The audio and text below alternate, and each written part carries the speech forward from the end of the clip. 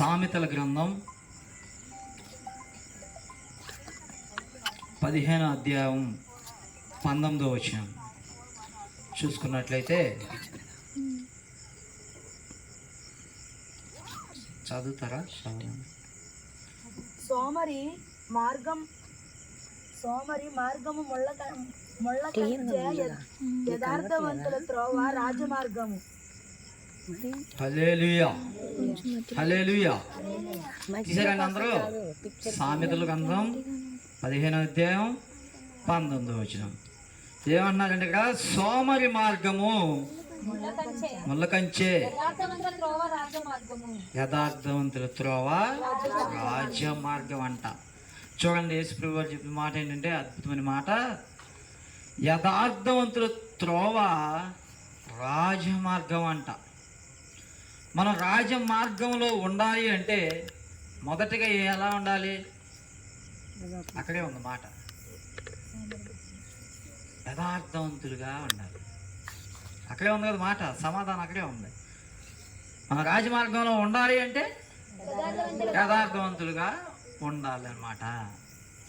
ఇప్పుడు రాజమార్గం అంటే ఉదాహరణకి రాజులు వెళ్తూ ఉండగా, రాజులు అప్పటి కాలంలో రాజులు యుద్ధానికి వాటికి వెళ్తూ ఉండగా రాజుగారు వస్తున్నారని ప్రకటించగా అక్కడెక్కడో రాజుగారు బయలుదేరుతుండగానే ఆయన మార్గాన్ని అందరూ కూడా సారం చేసి ఆయనకి ఎవరు ఎదురు కాకుండా అడ్డు పడకుండా అన్నీ సరళం చేసి ఆయన ఎల్లు మార్గం అంతా కూడా ఎవరు ఏ ట్రాఫిక్ కానీ ఏది లేకుండా ఏ మనిషి కానీ ఆయనకి ఎదురుగా నిలబడకుండా ఆయన మార్గాన్ని సరళపరచడం అన్నమాట. ఆ విధంగానే ఒక పిఎం గారు కానివ్వండి, పిఎం గారు వస్తారు, వచ్చితే ఏం చేస్తారు?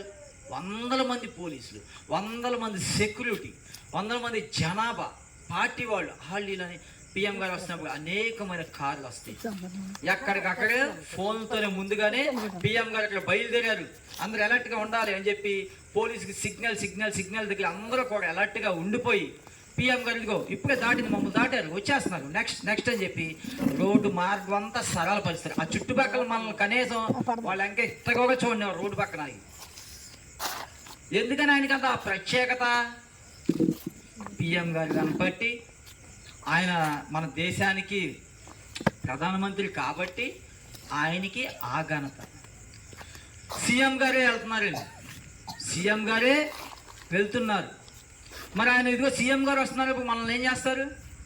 ఆయన ఎక్కడో ఉండగా మనకి రోడ్డు దాటినెవరు, సిగ్నల్ దాటినెవరు, ఎలాగో కాసేపు ఆగమ్మా, బండి పక్కన ట్రాఫిక్ పోలీస్ ఏమంటాడు, బండి పక్కన పెట్టమ్మా, వెళ్ళడానికి వీలేదు, బండి పక్కన పెట్టండి, సీఎం గారు వస్తున్నారు అని చాలాసేపు ఆపేస్తాడు. ఎలాంటి వ్యక్తి అవనివ్వండి ఆపేసి పక్కన నుంచోమని సీఎం గారు వెళ్ళేదాకా అట్లాగా మొత్తం అసలు ఈ రోడ్డు మీద మనం వెళ్ళేటప్పుడు చూడండి ఎన్ని లారీలు అడ్డం వస్తాయో, ఎన్ని బైకులు అడ్డం వస్తాయో, ఎన్ని ఆటోలు అడ్డం వస్తాయో. మరి సీఎం గారు వెళ్ళేటప్పుడు ఎందుకని ఒక్కడు కూడా అడ్డం ఉండదు? ఆయన అధికారి కాబట్టి, ఆయన ఆ రాజ మార్గం గుండా అధికారి కాబట్టి ఆ మార్గం గుండా వెళ్ళాలి కనుక ఏం చేశారు? ఈ పైన అధికారులందరూ కూడా ఏం చేశారు? ఆయనకి మార్గాన్ని సరళపరిచారు. ఎవరు రోడ్డు మీద ఉండటానికి వీల్లేదు, ఎవరు దరిదాపులు ఎవరు కనపడటానికి వీల్లేదు. అందరూ కూడా అక్కడి నుంచి అక్కడెక్కడో సీఎం గారు బయలుదేరంగానే రోడ్డు పక్కన జనాలు ఎటువంటి పారిపోవాల్సిందే, నిలబడాల్సిందే, దూరంగా కాళ్ళకి దగ్గర కూడా ఉండటానికి వీల్లేదు. ఎందుకని ఆ బలం ఆయనకు ఉందంటే అధికారి కనుక, మన రాష్ట్రానికి అధికారి కనుక. ఆయన ఆ రాజమార్గం అనేది అటు రాజులకి ఇటు అధికారులకి ఆ రీతిగా ఉంటుంది. అంతే దేవుడు చెప్తున్నాడు, యథార్థవంతులకి మాత్రమే రాజమార్గం ఉంటుంది, యథార్థవంతులకు మాత్రమే. మన రాజమార్గంలో ప్రవేశించాలంటే మన హృదయం యథార్థంగా ఉండాలి. రాజమార్గం ఎవరికి ఇస్తాడంట? యథార్థవంతులకు మాత్రమే అంట, యథార్థంగా ఉండే వాళ్ళకి.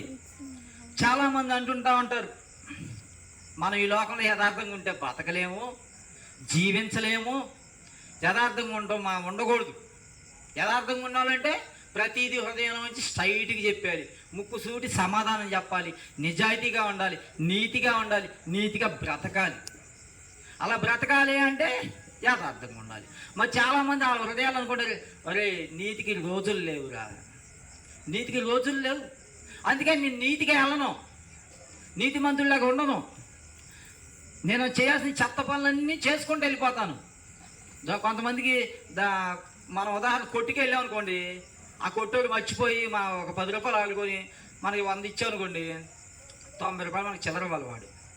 ఒకసారి ఏదో మైండ్లో ఉండి 100 రూపాయలు ఇచ్చేస్తాడు. మనం లెక్క పెట్టుకుని అబ్బా 100 ఇచ్చాడు రా, నా 10 నాకే వచ్చింది, సరుకు వచ్చిందని చెప్పి తగ్గడా అంకులు గారు వెళ్తున్నాను వచ్చేస్తాడు. అంటే నేను చేశానులే చిన్నప్పుడు. ఏంటి 100 రూపాయలు ఇచ్చాడు కానీ అక్కడికక్కడే లెక్క పెట్టు. లేదు వాడి జ్ఞాపకం చేసుకుని ఓయ్ బాబు లెక్కే అన్నాడు, అంకుల్ గారు చూడలేదండి, ఇచ్చారా అంటాను. అంటే అప్పటికప్పుడే మాట మారుస్తాను. అంటే నాకు అనుకూలమైంది చేస్తాను. అక్కడ వాడు అడగలేదనుకో, చక్కగా జోబులో పెట్టుకుని ఆ డబ్బులు వెళ్ళిపోతాను. ఇటు బిస్కెట్ ప్యాకెట్ కొన్నాను 10 రూపాయలు, 10 రూపాయలు వచ్చింది, నా 100కి చిల్లర 100 వచ్చేసింది, రూపాయి కూడా వేస్ట్ అవ్వకుండా హాయిగా తినొచ్చు. ఒకవేళ వాడే గదమాయించి ఓయ్ నీ జోబులది ఎంత ఇచ్చాను ఒకసారి లెక్క అబ్బాయి అన్నాడు, అంకుల్ గారు అంకుల్ చూడలేదండి, నేను 100 ఇచ్చారండి, కానీ అక్కడ కొంచెం పనుండి ఆలోచన మర్చిపోయానండి అంటాం. యథార్థత ఇవి ఉందా? యథార్థత లేదు అక్కడ. ఎందుకంటే మన నాలుగును మనకి అనుకూలంగా మార్చేసుకుంటున్నాం. వాడు ఆ క్వశ్చన్ వేస్తే ఇలాగా, ఈ క్వశ్చన్ వేస్తే అలాగా. యథార్థత ఉందా? లేదు. మరి యథార్థత ఉంటే ఏం చేస్తాం? అంకుల్ గారు అయ్యా మరి ఇదిగో 10 రూపాయలు మీరు ఎక్స్ట్రా ఇచ్చారు, ఇదిగోండి అయ్యా 10 రూపాయలు ఇచ్చేస్తారు. అమ్మ మర్చిపోయానమ్మా, థ్యాంక్స్ అమ్మ, అయ్యో భలే చేశాను అని అనుకుంటాడు. ఆ యథార్థత మన హృదయాలకు ఉందా? చిన్నప్పుడు చేసిన విషయాలు అది ఆటపాటతో కూడిన వయసు. మరి ఇప్పుడు కూడా కొంతమంది చేస్తానే ఉన్నారు ఇటువంటి కార్యాలు. దొంగతనం చేసేవారికి వారికి ఏముండదు, వాడి సొమ్మేగా నాకేమైంది అనుకుని వాడు చేసేస్తాడు. మన బంగారం ఎంతో కష్టపడి పనికి వెళ్ళి అది 10 రూపాయలు దాచుకొని బంగారం కొట్టుకెళ్ళి ఎంతో వెలకట్టి చేపించుకొని మనం దాన్ని వాడుకుంటాం, లేదా ఇంట్లో భద్రం పెట్టుకుంటాం. మరి వీళ్ళు దొంగిలించిన వాళ్ళకి ఆ హృదయం ఉంటుందా? అమ్మో వీళ్ళు ఎంత కష్టపడ్డారో, ఎంత కష్టపడి ఎన్ని రోజులు కష్టమో, ఇది ఎన్ని రోజులు కష్టపడితే దీన్ని వాళ్ళు ఆ వస్తువు తయారు చేయించుకోగలిగారు. వాళ్ళు చెమట వచ్చేవారా, ఉన్నవారా, పేదవారా, ఈ ఆలోచన ఏది కూడా వారికి ఉండదు. తన యథార్థంగా ఉండే వ్యక్తి కాదు కనుక, తన స్వభావం అదే కనుక దాచిన బంగారం అంతటిని కూడా తను తీసుకెళ్ళిపోతాడు, అమ్మేసుకుంటాడు, డబ్బులు జల్సా. వాడేమో బాగుపోయేది ఉందా? వాడు ఏ పేకాడుకో తాగుడుకో తన్నాడు చేస్తాడు. యథార్థత ఉందా? ఈరోజు ఈ లోకంలో మనకి యథార్థత ఉందా? లేదు. మరి యథార్థవంతుడికి ఆయన చక్కగా చెప్తున్నాడు ఏమని? రాజ్య మార్గాన్ని మీకు ఇస్తాను, నా రాజ్య మార్గం మీకు ఇస్తాను అని యేసుప్రభువు ఎంత చక్కగా చెప్తున్నారు. కానీ మన హృదయంలో రాజ్య మార్గానికి వెళ్ళే అర్హత మనకు ఉందా? వెళ్ళాలని పోనీ ఆలోచన ఉందా? ఆయన చక్కగా చెప్తున్నాడు. రాజమార్గంలోకి మీరు రావాలి అంటే యథార్థత మెయిన్ అని చెప్తున్నాడు. ఈరోజులో కొంతమంది ప్రార్థనకి వెళ్తూ ఉంటారు, ప్రార్థనకి వెళ్తూనే ఉంటారు, చేస్తూనే ఉంటారు. వాళ్ళ ఆచారం, వాళ్ళ వ్యవహారం, వాళ్ళు చేసే పనులు అట్లాగే ఉంటాయి. ఏం చేస్తారు? లోకానుసారుల దగ్గర లోకానుసారమైన మాటలు పంచుకుంటారు, ఆత్మానుసారుల దగ్గర ఆత్మానుసారమైన మాటలు పంచుకుంటారు. ఏటిని విడిచిపెట్టరు. అక్కడ లోకానుసార వ్యక్తి దగ్గర లోకానుసారమైన మాటలు పనిచేసుకుంటారు. ఆత్మానుసారమైన మనిషి దగ్గరికి మళ్ళీ వెళ్ళగానే అతని దగ్గర ఆత్మానుసారమైన మాటలు పనిచేసుకుంటారు. ఉంటే దేవుడు ఏం చెప్తున్నాడు? వెచ్చగానే ఉండు, చల్లగానే ఉండు, నిర్వేచన పరిస్థితిలో వద్దు అని చెప్తున్నాడు. కానీ మనం ఈ రెండింటి మధ్యన ఉండిపోతున్నాం. ఏం చేస్తున్నారు?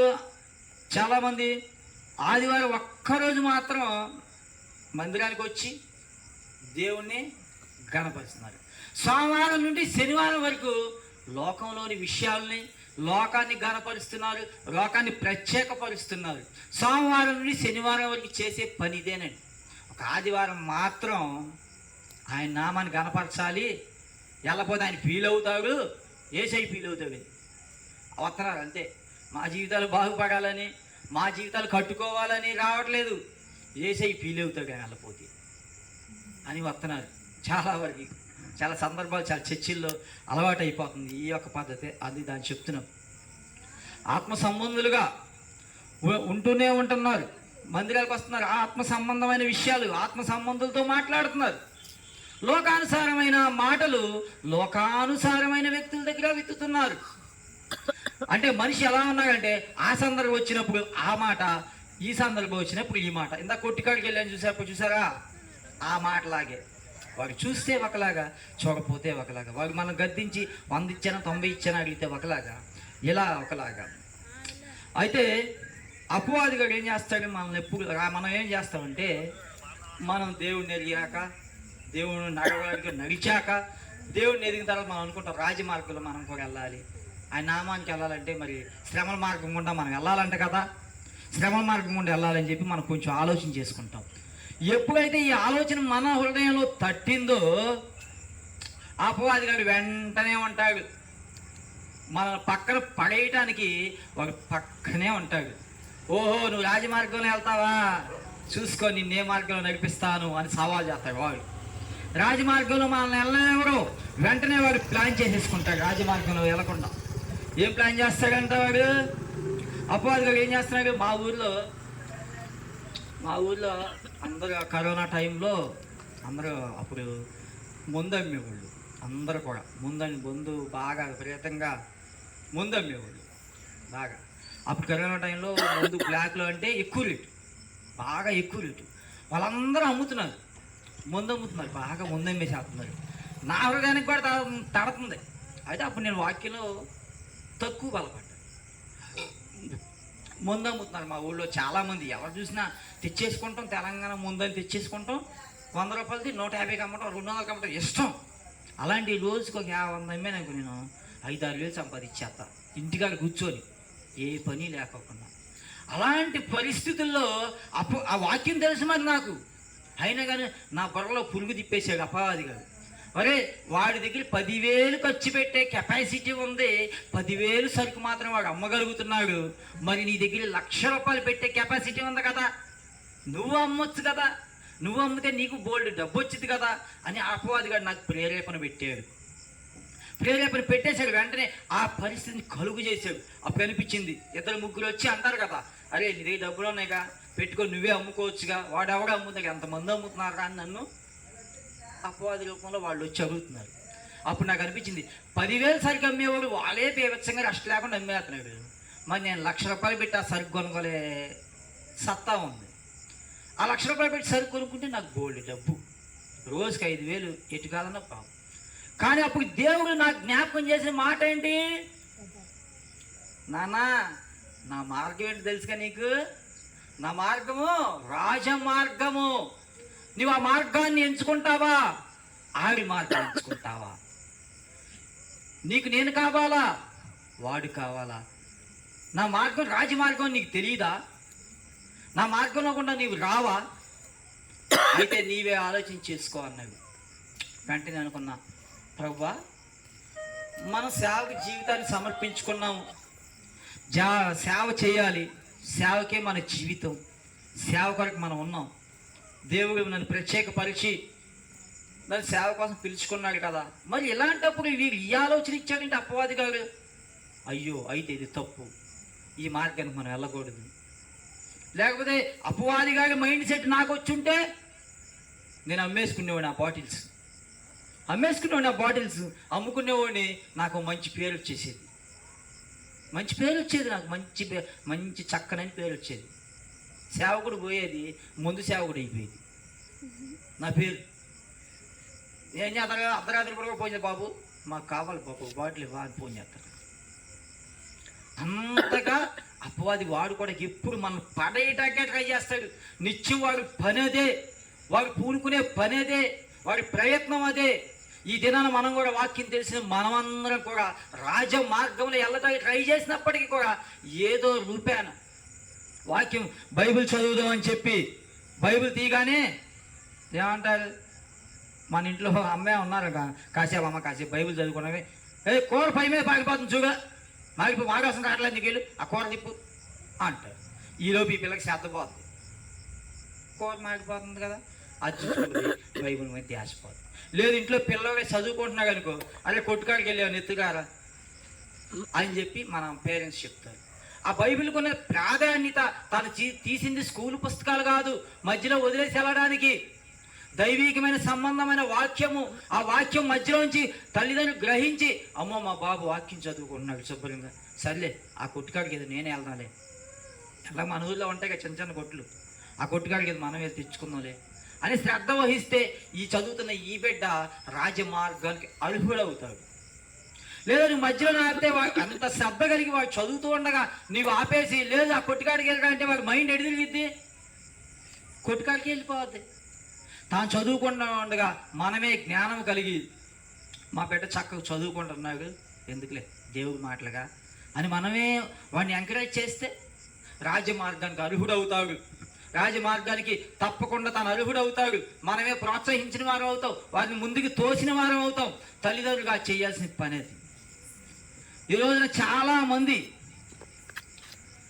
ఆ రకంగా చూసుకునే మోషే ఎన్ని శ్రమల గుండా, ఎన్ని బాధల గుండా, ఎన్ని అవమానాల గుండా తాను ఇశ్రాయేలు ప్రజల్ని నడిపించాడు. కనాను దేశం నడిపించాక ఎన్ని సంవత్సరాలు తన సేవ, కష్టం, బాధలు పడి ఇదిగో ఎలాగైనా ఈ ఇశ్రాయేలు ప్రజల్ని రాజమార్గంలో ఉంచాలి, రాజమార్గంలో నడిపించాలి అని చెప్పి తాను నేల మట్టుకు తగ్గించుకొని మోషే ఈ ఇశ్రాయేలు ప్రజల కోసం నేల మట్టుకు తగ్గించుకొని ఈ బిడ్డలకైనా రాజమార్గం కలిగించాలని ఆసక్తితో తానున్న మంచి కోపిష్టి ఆ కోపాన్ని కూడా చంపుకొని వీరికి ఎలాగైనా రాజమార్గం కలుగు చేయాలి, ఆ రాజమార్గములో ఈ బిడ్డలందరినీ ఉంచాలని సముద్రాన్ని 2 పాయలుగా చీల్చాడండి. 2 పాయలుగా చీల్చి ఆ బిడ్డల్ని రాజమార్గం నడిపించాడు. ఆ దరికి చేరిన తర్వాత ఆయనకే వీళ్ళు వ్యతిరేకం అయిపోయారు, దేవునికే వ్యతిరేకం అయిపోయారు. ఎంతమందిని నడిపించాడండి, ఎంతమందిని రాజమార్గంలోకి ప్రవేశించాలని తాను ఆశతో ఎంతమందిని నడిపించాడు. అక్కడికి వెళ్ళాక వారి హృదయంలో పుట్టిన కోరికల ద్వారా ఎంతమంది దేవుని దగ్గరికి వెళ్ళగలిగారు, ఎంతమంది మరణించారు, ఎంతమంది పాపంలో పడిపోయారు. యెహోవాకు ఆజ్ఞాపించగా మోషే 2 పాయలుగా సముద్రాన్ని చేర్చగలిగాడు. ఎందుకని? రాజమార్గంలో నీవు వెళ్ళాలని, రాజమార్గంలో మిమ్మల్ని నడిపించాలని. ఆ ఇశ్రాయేలు ప్రజలు అంత దూరం వెళ్ళారు, లాస్ట్ మినిట్లో ఏం చేశారు? తొలగిపోయారు. అక్కడికి వెళ్ళి దేవునికి వ్యతిరేకమైన పనులు చేశారు, దేవునికి వ్యతిరేకమైన ఆలోచన చేశారు. అందుకని వాళ్ళకి రాజమార్గం పోయింది, మరణం పాలైపోయారు. తప్పిపోయిన గొర్రె పిల్ల వారు తప్పిపోయారు. రాజమార్గం వారి జీవితానికి లేదు. కానీ మోషే తాను రాజు అయినప్పటికీ తాను నిజం తెలుసుకొని తాను జన్మించి తల్లి ఎరిగి తాను బానిస కుటుంబాన్ని వారసుగా తెలుసుకున్నాక తాను బానిసగానే బ్రతికాడు. ఆ బానిసగా బ్రతకాల్సిన అవసరం ఏంటి? దేవుడు చెప్పాడు, ఆ పని చేశాడు. ఇశ్రాయేలు ప్రజల్ని నువ్వు రాజమార్గంలో నడిపిస్తేనే కదా నేను అక్కడ కలుసుకుంటాను, వాళ్ళని పరలోక రాజ్యంలో ఉంటారని చెప్పి ఇశ్రాయేలు ప్రజలను నడిపించడానికి వెళ్ళాడు. కానీ నడిచారు మధ్యదారి వరకు వాళ్ళ ప్రయాణం అయిపోయింది. సముద్రం దాటి ఒడ్డు దాటిన తర్వాత వాళ్ళ ఇష్టం అయిపోయింది. ఈరోజు మన పరిస్థితి కూడా అలాగే ఉంది. ఆదివారం చక్కగా వాక్యం వింటున్నాం, ఆదివారం వాక్యం నేస్తున్నాం, సోమవారం నుండి శనివారం వరకు మన దినచర్య ఏంటి? సినిమా మిస్ అయిపోతుంది. అమ్మమ్మమ్మో సుత్తొచ్చింది, ఆ సుత్తొచ్చిన గ్యాప్లోనే ఈ కొట్టుకాడికి వెళ్తాడు, మరి టీ పొడి దారా అంటే ఆ సుత్తి అయ్యే లోపు మళ్ళీ వస్తాడు. నేను చిన్నప్పుడు అదే బాబు, ఆ సుత్తి అయ్యే లోపు గబగా పరిగెత్తుకొస్తాడు సినిమా. మరి చక్రవాకం దాటికి డైలీ ఎపిసోడ్ మిస్ అవ్వకూడదు. సోమవారం నుండి శనివారం దాకా ఎపిసోడ్ మిస్ అవ్వకూడదు. ఆ నాటిని మనం చూడాలి, ఆ సినిమా మనం చూడాలి. అన్నిటికి టీవీలో వచ్చే కార్యక్రమాలు అన్నిటికీ మనం అటెండ్ అవ్వాలి. కానీ యేసయ్యకి మాత్రం ఆదివారం ఒక్కరోజేనా? ఆదివారం ఒక్కరోజేమో భక్తిమంతుల్లాగా వస్తున్నారు, భక్తి చెందిన వారిలాగా వస్తున్నారు, భక్తి కలిగిన వారిలాగా వస్తున్నారు. సోమవారం నుండి శనివారం వరకు ఏమైపోతుంది? ఇశ్రాయేలు ప్రజలు చివరి దాకా వెళ్ళారు. వాళ్ళు రాజమార్గాన్ని ఈ రాజమార్గం గుండా వెళ్ళొచ్చు అని చెప్పి మోషే దారి చూపించుండగా సముద్రం నుండి పాయలు చేసి వాళ్ళు ఆ మార్గంలో వెళ్తే ఇంకా కొంచెం దూరం వెళ్తే వాళ్ళు రాజమార్గంలో ప్రవేశించారు కాబట్టి పరలోక రాజ్యానికి కూడా వాళ్ళు వెళ్ళేవాళ్ళు. మరి ఎందుకని ఈ మధ్య ఈ మెదడులో పురుగు పుట్టింది? అపవాది గారు ఎప్పటికప్పుడు మన పక్కనే కూడా కూడా కూడా ఉంటాడు, మనం పడవేయడానికి. మన పక్కనే కూర్చున్నాడు. ఇప్పుడు మీరు ఎలా చక్కగా చేతులు కట్టుకొని కూర్చున్నారే, వాడు కూడా కూర్చుంటాడు. ఏంటా వింటున్నావు నువ్వు, నాయక చూడు అని అంటా ఉంటాడు. నేను ఇంత శ్రద్ధగా గొంతు పోయేలాగా వాకింగ్ చెబుతున్నా వాడు అంటే వాడు అట్టాయి చేతే కానీ నువ్వు నాయక చూడు అంటే అవి ఆడ కూర్చుంటాడు. భాష పట్ల వేసుకునేవి నాయక చూడు అంటాడు.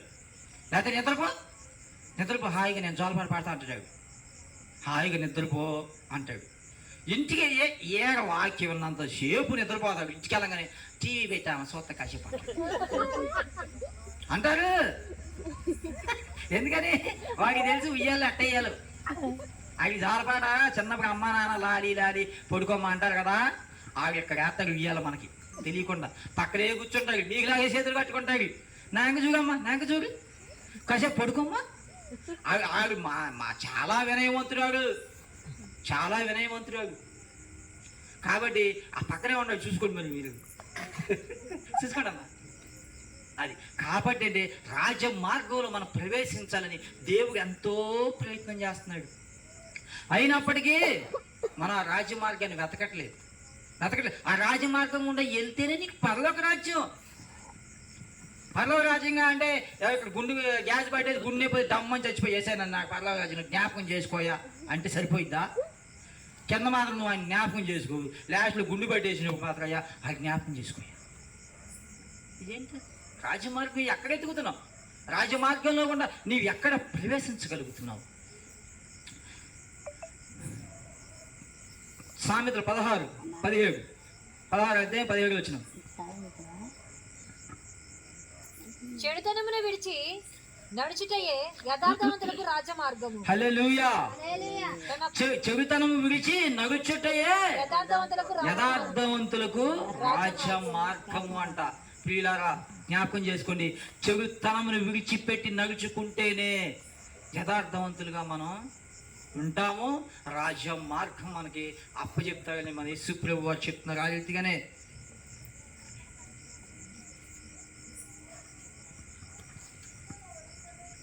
ఈ రోజున మనము రాజమార్గాన్ని ఎన్నుకుందామని చెప్పి మన జీవితాన్ని మారు మనసు కలుగు చేసుకొని రక్షణ పొంది అనే మన జీవితాన్ని దేవుళ్ళు నడిపించుకుందామని మనం మారామే అనుకో, లోకులు కాగులైపోతారు. కాగులు ఇంటికాడ కావంటే స్పూన్లు ఎత్తికెళ్తాకు వచ్చిన రాయేసి కొడతాం దానికి. షేమీలు కూడా లోకులు కాగులైపోతారు. అంతకుముందు అబ్బో ఈ భక్తి పడుడా మారిపోయాడా, అబ్బా ఇలా బ్రతుకు మాకు తెలియదా, వీళ్ళు అట్టా ఉండేవాళ్ళే, ఇది అట్టా ఉండేది, వీళ్ళు అట్టా ఉండేది అని దీర్ఘాలు చేస్తాయి, చక్కని దీర్ఘాలు. ఎందుకని మనం కృంగదీయటానికి. మనం రాజమార్గం ఎత్తుకుందామని చెవితనం విడిచిపెడదాం, యథార్థంగా బ్రతుకుదాం అనే సమయంలో వీళ్ళు అనుకుంటాడు ఆయన బతుకు మాకు తెలియదు అంటలే.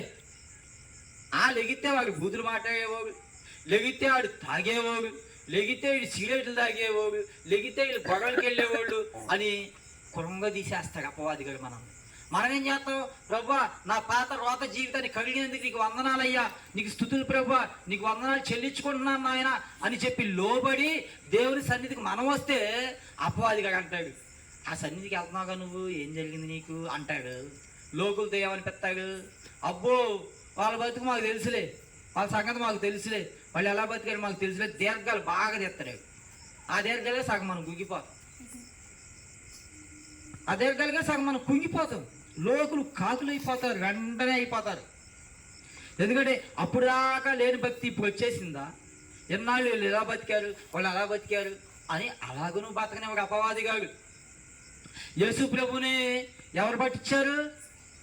ఇస్కరియోతు యూదా పట్టించాడు. పట్టించి రాజువారు అంటారు, పట్టించమని అడుగుతారు. రాజుదేవి శిష్యులు అడుగుతారు, అతను పట్టించి నీకు డబ్బులు ఇస్తామని. అయితే ఇతను డబ్బులు తీసుకొని పట్టిస్తాడు, ఆ నాణ్యాలు తీసుకొని పట్టిస్తాడు యేసు ప్రభు వారిని. పట్టించినప్పుడు అపవాది ఆయన యాక్సెప్ట్ చేస్తాడు. అరే నువ్వు వేసిన పట్టించరా, నువ్వు వేసిన పట్టించరా నీకు కానుకలు ఇస్తా అని చెప్పి ఆయన హృదయం అంతా గలిబిలి చేసేస్తాడు. ఏం చేస్తాడు? వేసిన పట్టిస్తే అబ్బా నా చేతి నిండా డబ్బులు ఉంటాయి, నా చేతి నిండా కాసులు ఉంటాయి, అబ్బా అని చెప్పి వాడు సంతోషపడతాడు. ఇక్కడ ప్రేరేపణ చేసింది ఎవరు? పట్టించమని అపవాది గారు.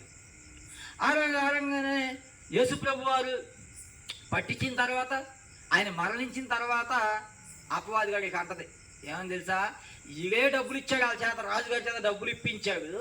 తర్వాత అంటుంది, ఒరే అనాథరంగా మంచి మనిషిని పట్టించావు కదరా, అనాథరంగా ఆయన సాగు కారణం అయ్యావు కదరా, ఎందుకురా ఆయన్ని పట్టించావని మన ఇళ్ళ పక్కన నలుగురిని తీసుకొచ్చి అనిపిస్తాడు. అనగానే ఇదేంట్రా బాబు ఇట్లా మనస్తాపం చేసి ఏం చేసాడు వాడు, ఊరు వేసుకుని చచ్చిపోయాడు. విజయం కలుగు చేసిందా పోనీ ఉన్న వాడికి, యేసుని పట్టించింది, వాళ్ళు చక్కగా యేసుని పట్టించాడు. వాడికి మరి రాజభోగాలు ఏమైనా ఇచ్చాడు అపవాది గారు, అప్పుడు డబ్బులు ఇచ్చాడు. తర్వాత వీడికిడే ఊరేసుకొని సత్యాలు చేశాడు. ఇప్పుడు లోకంలో కలుగుతున్న ప్రేరణలు కూడా అయ్యే, ఏదైనా చిన్న బాధ కలిగితే చాలు ఊరేసుకొని మనం చచ్చిపోతాం. రకరకాల అటెంప్ట్ చేస్తున్నాడు సూసైడ్ల కోసం. ఎందుకని? అపవాది గారి ప్రేరణ. ఇవన్నీ అపవాది గారి కలుగు చేసే ప్రేరణ. వద్దులే నువ్వు ఎందుకు భూమి మీద ఏం చేస్తావు, పో చచ్చిపో అంటాడు. వాడి ప్రేరణకి మన హృదయాలు తిరుగుతున్నాయి. ఇందాక నేను చెప్పాను కదా ముందు విషయంలో, నా హృదయాన్ని గలిబిలి చేసేస్తుందని. మరి దేవుడి వైపా దేవుని వైపా దెయ్యం వైపా నేను ఉంది. ఆ మార్గాన్ని ఎంచుకుంటే నా పరిస్థితి ఏంటి? రాజమార్గం ఉండేదా? రాజమార్గం ఉండేది కాదు. ఈ మార్గాన్ని చెడుతనాన్ని విడిచిపెట్టి నడుచుటే యథార్థవంతులకు రాజమార్గం. నేను ఆ చెడుతనాన్ని విడిచిపెట్టేశాను. ఆ క్షణంలో అపవాది గారు నువ్వు అమ్ముకోరా చాలా డబ్బు వస్తుంది అన్నాడు. ఆయన నాకు వద్దు బాబు, నాయన ప్రభు ప్రేరేపిస్తే, అరే బాబు నా మార్గంలో నువ్వు రావాలి, నాది రాజమార్గం, నీతిమాల మార్గంలో చూస్తావా, నాది రాజమార్గం అనుకుంటున్నావా? తమాషాగా ఉంది నీకు, ఏం తమాషాలు చేస్తున్నావా? నా మార్గం ఏమని మార్గం అనుకుంటున్నావు? రాజమార్గము. నువ్వు యథపనులను చేసేది నా మార్గంలోకి వచ్చేస్తావా? ఆల్రెడీ ఒకసారి చేసావు, యథపనులు చేసావు, నిన్ను కడిగాను, కట్టాను, శుభ్రంగా నీతో తలస్నానం చేయించేసాను, చక్కగా నీకు తల అంటాను, తలస్నానం చేయించావు. మళ్ళీ ఆ పనికి మళ్ళీ దాన్ని ఎలా పట్టుకుంటా వెళ్ళి నా మార్గంలో రావాలి కదా. అందుకనే కదా నిన్ను లోకం నుంచి ప్రత్యేకపరిచాను, వేరుపరిచాను, తలాంటి స్నానం చేయించాను, నిన్ను ప్రత్యేకపరిచాను, బాప్తిజం ఇప్పించాను, రక్షించాను కదా. మళ్ళీ నువ్వు వెళ్ళి ఆ పని ఎలా చేద్దాం అనుకుంటున్నావు అని చెప్పి దేవుడు గర్దించాడు. ఓ అలాగే నాయన నీ మాట ఎంతాను, నీ జ్ఞానం అంతా కొంచెం నాకు, అందుకని అలాగే నాయన నీ మాట ఎంత నాయన అని చెప్పి, అరే బాబు నన్ను ప్రోత్సహించమాకండే, నాకు ఆ పని వద్దయ్యా, నాకు రాజమార్గం కావాలయ్యా, నేను ఆ పని చేయను అని చెప్పి దేవుడు చెప్పిన దాన్ని ఆ మనసు అలా తలుచుకొని విడిచిపెట్టేశాను. నా జీవితంలో కూడా ఇందాక చెప్పిన రీతిగా లోకులు కాకులై మాట్లాడతారు, 100% మాట్లాడతారు. ఇంతకుముందు నా జీవితంలో ఈ అనుభూతి ఆల్రెడీ నాకు అనుభూతి జరుగుతుంది. నా జీవితంలో నా ఊర్లో నా ప్రజలు, నా గ్రామ ప్రజలు అంటారు నేను పాపినండి, నేను పాపిని. యేసుప్రభు వారు అన్న మాట ఏంటి? నేను లోకానికి వచ్చింది ఎందుకండి? పాపుల నిమిత్తమా నీతిమంతుల నిమిత్తం నేను వచ్చిందని అడుగుతున్నాడు. పాపుల నిమిత్తమే కదా నేను వచ్చింది.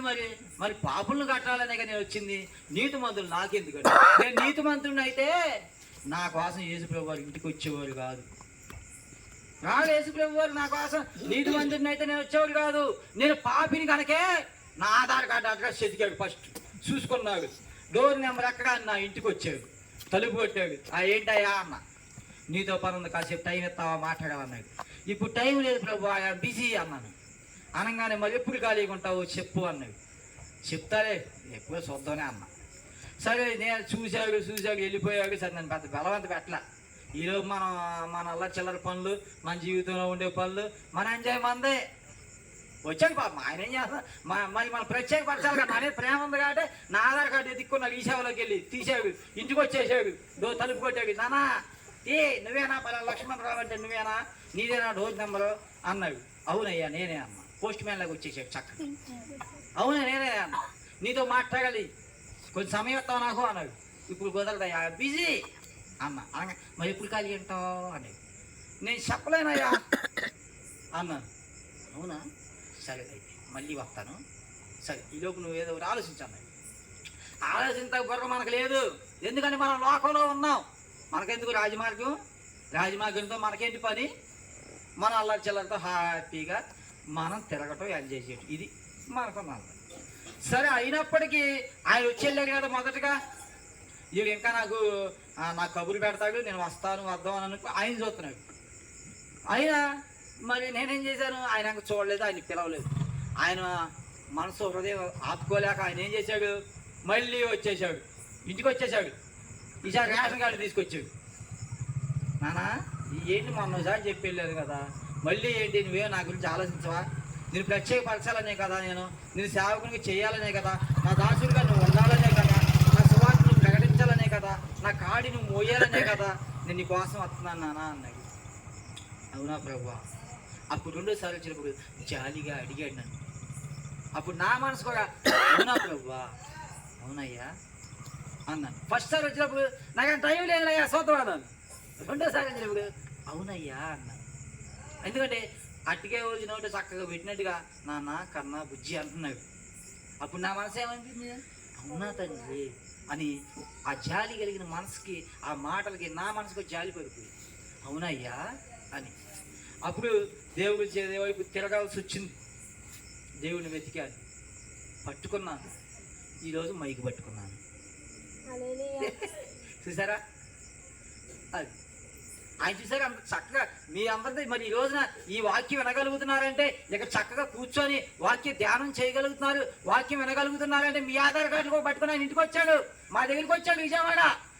ఇదిగో పలానా పెద్ద మద్ద వాళ్ళ ఆధార్ కార్డులు ఇవ్వ నాన్న, వీళ్ళు ఉండారు, మీరు రక్షించాలి అని మీ అందరూ ఆధార్ కార్డులు డోర్ నెంబర్లు చేయడం ఇక్కడికి వచ్చాము మేము. ఎత్తుకున్న ఒక్కొక్కరు ఆధార్ కార్డులు, ఇంకా కొన్ని ఆధార్ కార్డులు ఉన్నాయి. ఆధార్ కార్డులు వీళ్ళకి వెళ్ళాలి.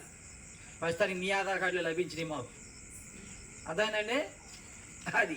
కాబట్టి ఆ ఆధార్ కార్డులు పట్టుకొని విజయవాడ నుంచి మేము ఇక్కడికి వచ్చాం. పెద్ద మద్దల్లో మరి కొంతమంది పిల్లలు ఉన్నారు, వాళ్ళు మీరు రక్షించాలి, మరి కాపాడాలి నానా అని చెప్పి మాకు అప్పగించాడు ఆ బాధ్యత. ఎందుకని ఆ రోజు నా డోర్ కొట్టినప్పుడు నేను తలుపు తీశాను కదా, మరి ఇప్పుడు నాకు అప్పచెప్పాడు ఆ పని, నేను వెళ్ళాల్సింది ఎందుకని. అందుకని అమ్మ మేమందరం కూడా కలిసి మీ ఆధార్ కార్డులు ఎత్తి మేము పట్టుకున్నాం కాబట్టి, దేవుడు పట్టుకున్నాడు కాబట్టి ఈరోజు ఆయన ప్రేమ, ఆయన కృప వలన మీరు ఎక్కడ ఉండగలిగారు. చూసారు, మీ ఆధార్ కార్డు మిస్ అవ్వలేదు. అది దేవుని కృప ఉంది కాబట్టి మీ ఆధార్ కార్డు మిస్ అవ్వలేదు. హల్లెలూయా. ఈ రీతిగానే లోకులు కాకులై కోస్తారు. నా జీవితంలో కూడా జరిగిన ప్రవర్తన ఏంటి, పరివర్తన ఏంటి, వర్తమానం ఏంటి, భవిష్యత్తు ఏంటి అని ఆలోచిస్తే మా ఊర్లో వాళ్ళు నన్ను అంటారు, అరే బాబు వాడి జీవితం మాకు తెలియదా, వాడి సంగతి మాకు తెలియదా అని మాట్లాడతారు. నేను పాపిని కనుకే నా కోసం ఆయన వచ్చాడు. నేను పుణ్యాత్ముని అయితే రాడు, నీతిమంతుడిని అయితే రాడు. నాతో పనేయటానికి ఆల్రెడీ నేను నీతిమంతుడిని, పరిశుద్ధుడిని, ఏ పాపం ఎరగనోడిని, నా కోసం రావాల్సిన పని ఏంటానికి అనేమంటున్నాడు. పాపుల నిమిత్తమే నేను ఈ భూమి మీదకి వచ్చాను అంటున్నాడు. నేను పాపినని 100% ఒప్పుకుంటా. ఒప్పుకోలు చేసుకునే దమ్ము నీకుందా అని నేను ఎదురు వ్యక్తిని అడుగుతా. నన్ను ఎవరైనా అడిగితే నేను ఒకటే చెప్తా, నేను పాపినయ్యా, నేను పాపిని యథార్థంగా ఒప్పుకుంటాను. నేను పాపిని ప్రభువా, నేను పాపిని కనుకే నీవు నన్ను ఎత్తుక్కుంటా వచ్చావయ్యా. నేను పాపిని కాకపోతే నేను ఈ సేవ ఎక్కడ చేయగలుగుతానయ్యా, ఈ మైకి ఎక్కడ పట్టుకోగలను, ఈ తెల్లటి వస్త్రాలు వేసుకొని ఎక్కడ నుంచోగలను. మురికాలలో పక్కన చేపలు ఆ పంటకాలలో జిమ్ముకుంటా ఉండేవాడు చేపలు. కానీ ఈ తెల్లటి వస్త్రం వేసుకొని ఈ దినంలో మైక్ పట్టుకొని బైబిల్ పట్టుకొని సువార్తికులుగా సేవ చేసే భాగ్యం మనకు వచ్చింది అంటే నేను పాపిని గనకే నా ఇంటికి ఆయన వచ్చి చెప్పాడు, నాన్న నువ్వు నా మార్గంలోకి రావాలి, నా మార్గం నీతి మార్గము, చెవితనం విడిచిపెట్టి యథార్థవంతంగా నువ్వు ఉంటే నా రాజ్యం మార్గములో చక్కగా నీకు మార్గాన్ని సరళపరుస్తానని దేవుడు మాట్లాడుతున్నాడు. నా ఊర్లో నన్ను అదే హేళన చేస్తారు. వీడి బ్రతుకు మాకు తెలియదా, వీడు అది తెలియదా, వీడికి తెలియదా అని పిచ్చి పిచ్చిగా మాట్లాడతారు. నా చెవులు పడతాయి కానీ పట్టించుకుంటే గొడవలో గోత్రాలు చేయాలి. ఎందుకంత ఇది? వాడు పాపి కాదేమో, దేవుడు వాడి కోసం రాలా. నేను పాపిని, నా కోసం వచ్చాడు. నన్ను అన్నవాడు పాపి కాదేమో, అందుకని వాడి కోసం రాలేదేమో, కానీ నేను పాపిని. నేనైతే ఒప్పుకోలుతనం చేసుకుంటా 100% ప్రభువా, నేను పాపిని కనుకనే నీవు నన్ను ముట్టావు, నన్ను స్వస్థపరిచావు, మందిరానికి తీసుకొచ్చావు, అమ్మ చేతులకు అప్పగించావు, బాప్తిజం ఇప్పించావు, రక్షణ ఇప్పించావు, ఈరోజు సేవకు నిలబెట్టావు. నేను పాపిని కనుక ఈరోజు మీ హృదయాల్లో కూడా మీరు ఒప్పుకోలుతనం చేసుకోండి. ప్రభువా నేను పాపిని కనుకే కదా ఈ రోజున మాకు విజయవాడ నుంచి సేవకుల్ని ఇచ్చావు. పాపిని కనుకే కదా ఇంతగా ప్రేమించి మాకు మంచి సువార్తను అందిస్తున్నావు. పాపులం కనుకే ప్రభువా మా దగ్గరికి మీరు వచ్చి ఉన్నారు, మా ఆధార్ కార్డు ఇచ్చారంట కదా, వాళ్ళు వచ్చారని ప్రార్థన చేసుకోండి. ఎంత గొప్ప మాటలండి దేవుడి మాటలు, ఎంత గొప్పవాడు. అదే ప్రతి ఒక్కరి జీవితంలో లోకులు కాకులై మాట్లాడతారు. వాడు ఏదో అంటాడని మారి మనసు పొందుకున్న మనం చింతించాల్సిన అవసరం లేదు. మనకు కావాల్సింది రాజమార్గము. ఎదురుగా ఆయన ఉండాలి. నీ దృష్టి అంతా ఆయన మీద ఉండాలి. అక్కడికి వెళ్ళాలని నీ ఆలోచన ఉండాలి. కానీ ఇక్కడ ఈ మధ్యలో కాలిపోతలు కూర్చేవాళ్ళ మీద మైండ్ ఉంటే డిస్టర్బ్ అయిపోద్ది. పక్కనే కూర్చొని అంటాడు, నువ్వు పడుకో, నీకు జోలపాటు పడతా అంటాడు. ఆ జోలపాటు కొనుక్కుంటే మనం అంతే, రాజమార్గం ఉండదు. ఆ చాలా పక్కన అది కాదు, వెళ్ళిపోతాం. ఏది ముఖ్యం? రాజమార్గం కావాలంటే వాడేసే జోలపాటు కాదు, ఏసై చూపించిన అందమైన రాజమార్గం. ఆ రాజమార్గం మనం వెళ్ళాలంటే నిన్ను కారుకోతలు కూసే మన ఇళ్ళ పక్కన మనుషులు పట్టించుకోవాల్సిన అవసరం లేదు. నీ సూటిగా నీ కళ్ళు తెలిసి చూస్తే యెహోవా కనపడాలి, యేసయ్య కనపడాలి, పరిశుద్ధాత్మ దేవుడు నీ హృదయం నుంచి పది చేయాలి.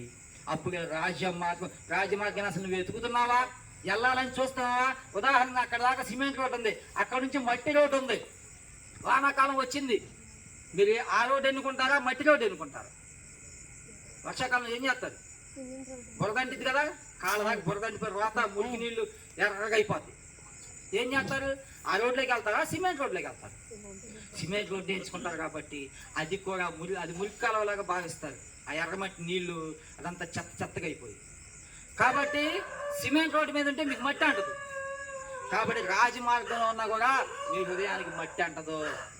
రాజమార్గంలో ఉంటే ఇది రాజమార్గం, ఆ సిమెంట్ రోడ్డు రాజమార్గం. ఆ వర్షం వచ్చినప్పుడు ఆ ఎర్రటి నీళ్లు ఆ మట్టి మశానంలోకి వెళ్తారా? ఎక్కడ పాదాలకు మట్టి అంటిద్దో, ఎక్కడికి దుస్తులకు మట్టి అంటిద్దో అని ఆలోచిస్తారు. సిమెంట్ రోడ్డు మీద అంటే దర్జాగా వెళ్ళిపోతారు. కాబట్టి ఆయన రాజమార్గం ఎవరికి దొరకదు, ఎట్టబడితే అలా దొరకదు. తమాషా అయిన మార్గం కాదు అది. చెప్తున్నావు, ఇదిగో నేను పెండ్లి కుమారులు వస్తున్నారు, మీరు వధువుగా సిద్ధపడి ఉన్నారా అని అడుగుతున్నారు. సిద్ధపడ్డామా? మన హృదయాలు క్వశ్చన్ వేసుకోవాలా. క్వశ్చన్ వేసుకుంటేనే హృదయాలు క్వశ్చన్ వేసుకోవాలి. రాజమార్గం మనందరికి కావాలి. ప్రార్థించండి, రాజమార్గం ఏది ప్రభు అని అడగండి. ప్రార్థనలో కనిపెట్టండి, ప్రభువా నీ మార్గంలో నేను ఉన్నానా లేదయ్యా, నీ మార్గంలో నేను ఉన్నానా లేదని క్వశ్చన్ వేసుకోండి. ఆన్సర్ దొరుకుతుంది. బిడ్డ నువ్వు రాజమార్గంలో ఉన్నావు కనుక ఎక్కడ కూర్చున్నావు దేవుడు మాట. గతంలో మీకు చెప్పా, దేవుని స్వరం వినకపోతే మన జీవితం ఎందుకు? గతంలో చెప్పాను కదా, ఆయన స్వరం వినకపోతే మన చెవులు ఎందుకు? లోకాన్ని వినడానిక, పాటలు వినడానిక, నాట్యాలు చేయడం దేనికి ఈ చెవులు? కాబట్టి అడగండి. స్వరాన్ని అడిగిన రీతిగానే ఈ రాజ్యమార్గం ఎక్కడ ప్రభువా? అయ్యా నీ నీతిని వెతుకుతాను, నీ రాజ్యంలో వెతుకుతాను, నీ రాజ్యం ప్రవేశించడానికి రాజమార్గమును నాకు చూపించి దేవా అని మోకాళ్ళ మీదకి వచ్చేస్తే వెంటనే నీకు చూపిస్తాడు రాజమార్గం విలువ. రాజమార్గం విలువ అంత సామాన్యమైనది కాదు. వెతకాలి, ఆ మార్గంలో నడవాలి, ఖచ్చితంగా పర్లోక రాజ్యానికి వెళ్ళిపోతాం. ఇశ్రాయేలు ప్రజల్ని మోషే ఎంతో కష్టపడి తాను ధనవంతుడు అయినప్పటికీ కూడా విడిచిపెట్టి మళ్ళీ బానిస బతుకుని ఎంచుకొని ఏం చేశాడు? ఇశ్రాయేలు ప్రజల్ని నడిపించాడు, సముద్రాన్ని 2 పాయలుగా చించాడు. ఏమన్నా కొంచెం కృతజ్ఞత ఉందా? ఇది యేసు ప్రభు వారు కూడా మన జీవితాల్లో రాజమార్గం కోసం డోర్స్ ఓపెన్ చేశాడు. మరి మనం కృతజ్ఞత కలిగి ఉండట్లా? ఎంతసేపు లోకం వైపు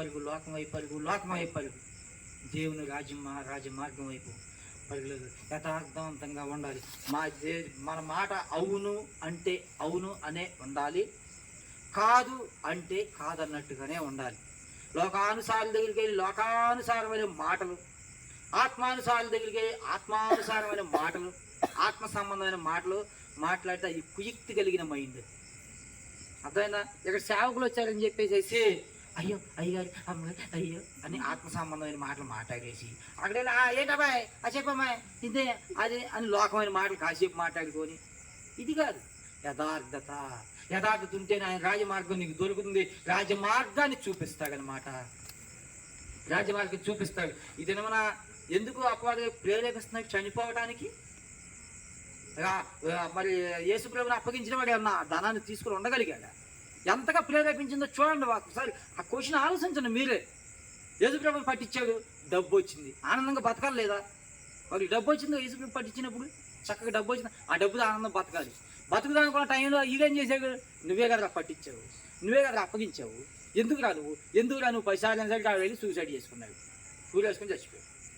చూసారా ఆ డబ్బు వాడికి ఎందుకు పనికొచ్చింది? ఒక్క మూల కన్నా పనికొచ్చింది ఆ డబ్బు వాడి అవసరానికి. పట్టించాడు, ఎంతో కష్టపడి ముద్దు పెట్టి, మళ్ళీ ముద్దు పెట్టి పట్టించాడు. కానీ ఉపయోగం ఉందా? ఈరోజు కొంతమంది దేవుడి మీద కూడా అడుగుతున్నారు. మా ఊళ్ళో ఆవిడ వాళ్ళ నాన్నగారు చనిపోయారు. వాళ్ళ నాన్నగారు చనిపోతే వాళ్ళ నాన్న అంటే ఈవిడికి ఇష్టం, దేవుడి కన్నా ఇష్టం.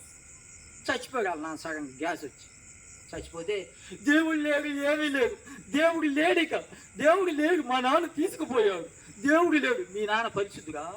మంచి పనులు చేశాడా? ఎన్ని పాపాలు చేశాడు? లెక్కైతే పేజీలు కూడా సరిపో. అసలు డోరు కోసం దేవుడు లేడంట ఈ పిల్లకి అంటుంది. దేవుడు లేడు, దేవుడు లేడు అని మీ నాన్న చచ్చిపోతే దేవుడు లేడా? మరి సృష్టి అంతా ఏంటి?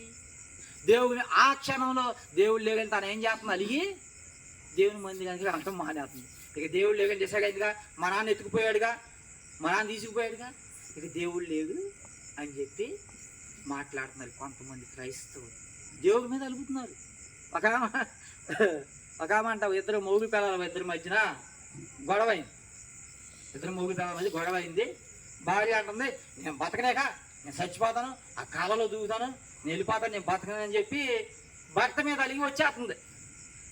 సగం దూరం వచ్చాక ఇంటికి తిరిగి వెళ్ళింది. మళ్ళీ ఏంటా వచ్చావు, ఎందుకు వచ్చావు అంటే, ఏం లేదు, ఆడదాకెళ్ళంగా వాన వచ్చింది, గొడుగు కోసం వచ్చా అని చెప్పి గొడుగు తీసుకుని సత్తాకి నీ గొడుగు ఎందుకు?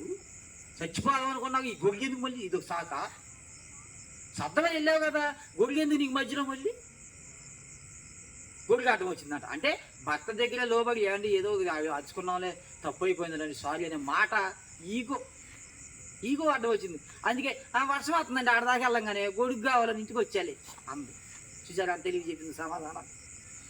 అట్లా ఉంటుంది. దేవుడి దగ్గరికి రండి అమ్మా, దేవుడిని నమ్ముకోండి అమ్మా అంటే, మాకు పనులు ఉండి పని నుంచి వచ్చేసరికి లేట్ అయిపోతుంది, కాలేజీ నుంచి వచ్చేసరికి లేట్ అయిపోతుంది, ఆ నుంచి వచ్చేసరికి లేట్ అయిపోతుంది, ఈ రకంగా చెప్తున్నాం. మరి రాజమార్గానికి ఎలా వెళ్తాం? రాజమార్గంలో మనం ఎలా ఉంటాం? రాజమార్గం మీకు వద్దా? రాజమార్గం వద్దంటే ఆ పంటకాల్లో పడిపోవడం చక్కగా బురద అంతే. మరి బురద కావాలా, గచ్చు కావాలా? నీ హృదయంలో ఒక వాక్యమైన మొక్క మొలవాలి అంటే ఎర్రమట్టి నేలలో మొక్క పెట్టండి, అది బ్రతుకుతుంది. సిమెంట్ రోడ్డు మీద మొక్క పెడితే బతుకుద్దా?